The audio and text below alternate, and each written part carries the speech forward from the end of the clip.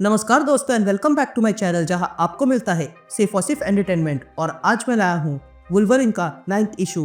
तो यार वीडियो पे नए हो तो वीडियो को लाइक कर देना और चैनल पे नए हो तो सब्सक्राइब कर देना। और साथ ही मेरे चैनल पर ज्वाइन बटन स्टार्ट हो गया है तो आप वहां से ज्वाइन कर सकते हो। और उसी के साथ अब आप मुझसे व्हाट्सएप पर जुड़ सकते हो जिसका लिंक मैं आपको डिस्क्रिप्शन में दे दूंगा।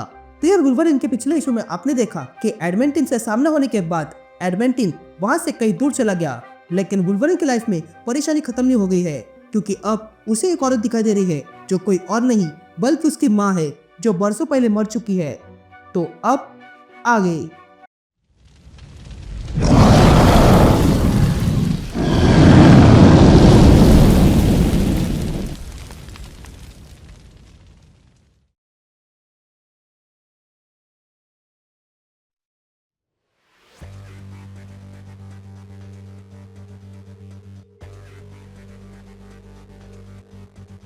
All right gang. तो इशू की शुरुआत में हम दो लोगों को देखते हैं जो बार में बैठकर बात कर रहे थे।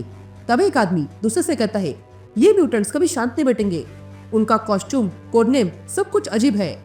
लेकिन तभी हम देखते हैं कि उनके पास के टेबल पर लोगन बैठा हुआ था और वो ये सब कुछ सुन रहा था। तभी हमें लोगन की आवाज सुनाई देती है जो कहता है मैं इस दुनिया भर में घूम चुका हूँ, फिर भी मैं हमेशा इसी बार में क्यों आता हूँ।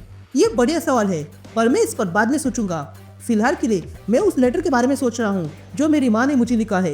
लोगों के लिए ये नॉर्मल है पर मेरे लिए नहीं। वो अरसा पहले ही मर चुकी है।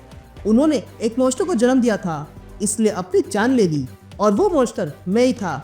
ये लेटर जो मेरे पास आया है उसमें लिखा है कि वो खतरे में है और उन्हें मेरी आवश्यकता है, पर मुझे लगता है कि ये कोई चाल है जिसमें मैं फंसते जा रहा हूँ। इस लेटर पे जो पता लिखा है वो कभी मेरा घर हुआ करता था जो किसी नर्क से कम नहीं है। तभी पास में बैठे हुए लोगों में से एक आदमी लोगन को देखता है और कहता है हे मिस्टर, क्या तुम हमारी बात सुन रहे हो?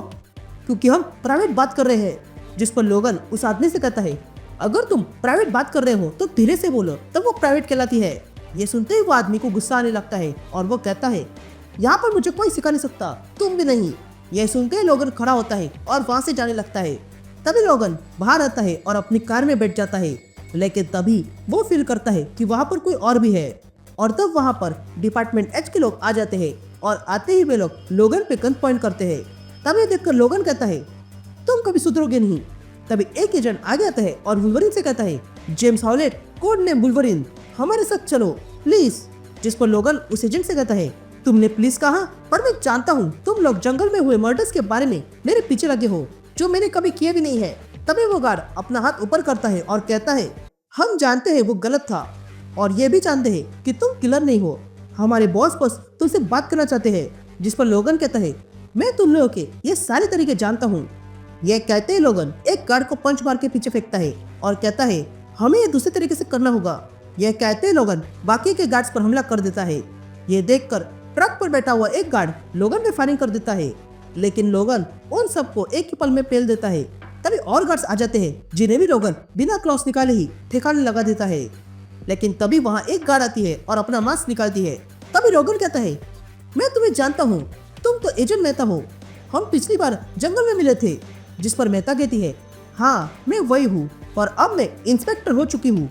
तुमने जो बातें हमें बताई थी उससे हम असली कातिल तक पहुँच गए। जिस पर लोगन कहता है ये अच्छी बात है। तभी इंस्पेक्टर मेहता कहती है हम यहाँ तुमसे बात करने आए हैं, तो क्या तुम अपना कीमती समय दे सकते हो?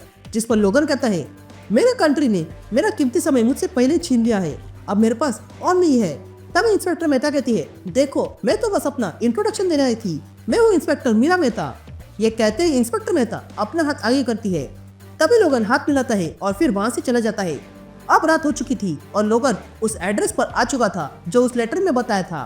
तभी लोगन अपनी कार से उतरता है और घर को देखने लगता है और कहता है ये घर मैं कभी भूल नहीं पाऊंगा क्योंकि ये किसी नाइटमेयर से कम नहीं है। ये कहते ही लोगन देखता है कि उस घर में एक रूम में लाइट चल रही थी।